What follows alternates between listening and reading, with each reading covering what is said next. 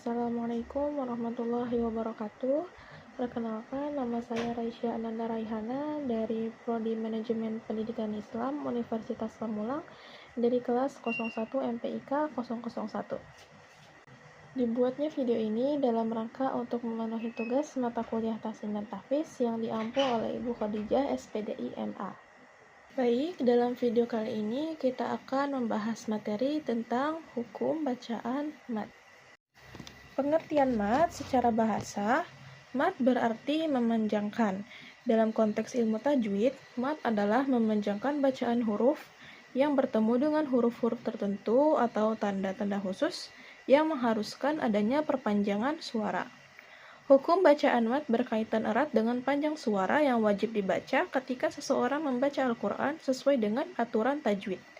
Panjang suara yang dimaksud dapat bervariasi antara 2 hingga 6 harokat, tergantung pada jenis mat yang berlaku.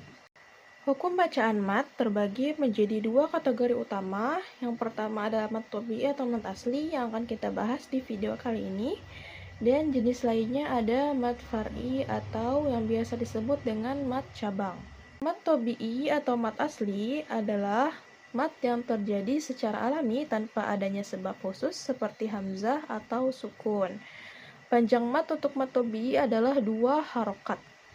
Mat tobi'i terjadi ketika terdapat salah satu huruf mat, yaitu alif, ya, atau waw, yang didahului oleh huruf berharokat sesuai dengan huruf mat tersebut. Sedangkan mat far'i atau mat cabang ialah mat yang memerlukan sebab khusus seperti adanya hamzah atau sukun setelah huruf mat.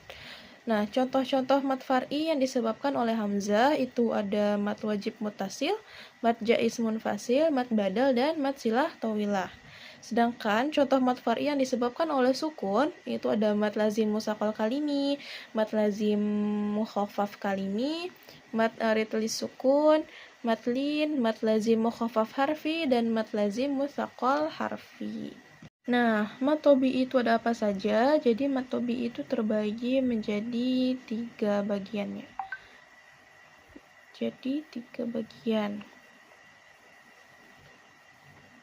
Nah, bagaimana cara membaca mat tobi'i? Yang pertama, ketika fathah bertemu dengan alif, itu dibaca 2 harokat.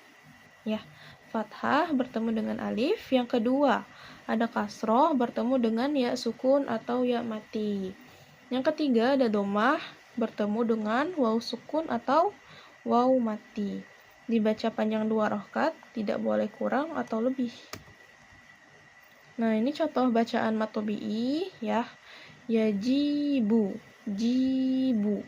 Kasroh bertemu dengan ya sukun. Qalu, ko. Fathah bertemu dengan alif, lu. Domah bertemu waw sukun. Nuhiha. Nah, ini yang lengkap ya. Ada domah bertemu waw, ada kasroh bertemu ya, dan fathah bertemu dengan alif. Baik, yang kedua ada mat silah qasirah. Mat silah qasirah adalah mat yang terjadi ketika hadomir atau kata ganti orang ketiga tunggal, yaitu hu atau hi, terletak di antara huruf yang berharokat tanpa ada hamzah setelahnya. Nah, contohnya bagaimana?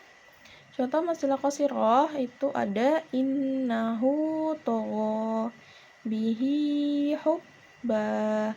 Selanjutnya ada mat iwad. Mat iwad adalah mat yang terjadi ketika waqaf atau berhenti pada huruf yang berharokat fathah tanwin. Pada saat berhenti, fathah tanwin digantikan dengan bunyi panjang 2 harokat. Mat iwad hanya berlaku di akhir kalimat atau ayat dan tidak berlaku pada kata yang memiliki fathah tanwin yang diakhiri huruf hamzah. Nah, contoh dari mat iwad ada 2 ya. Saya cantumkan di sini. Yang pertama ada alima. Yang sebelumnya bunyinya aliman karena dia di akhir kata atau di akhir ayat ya, jadi alima. Yang kedua ada ghafura ya. Demikian contoh dari mat iwad.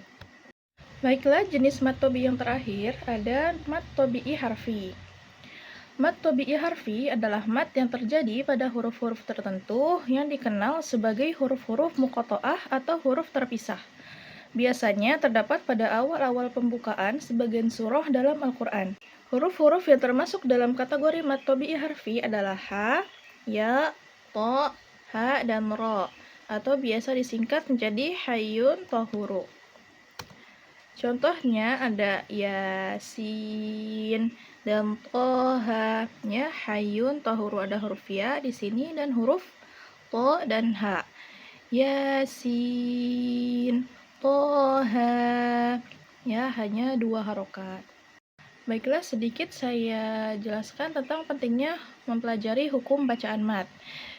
Ya, di antara lain adalah menjaga keaslian bacaan Al-Quran, memenuhi perintah Allah Subhanahu wa Ta'ala, menghindari kesalahan makna, meningkatkan kekhusyuan dalam ibadah, meraih pahala yang lebih besar, membantu dalam hafalan, dan lain-lain.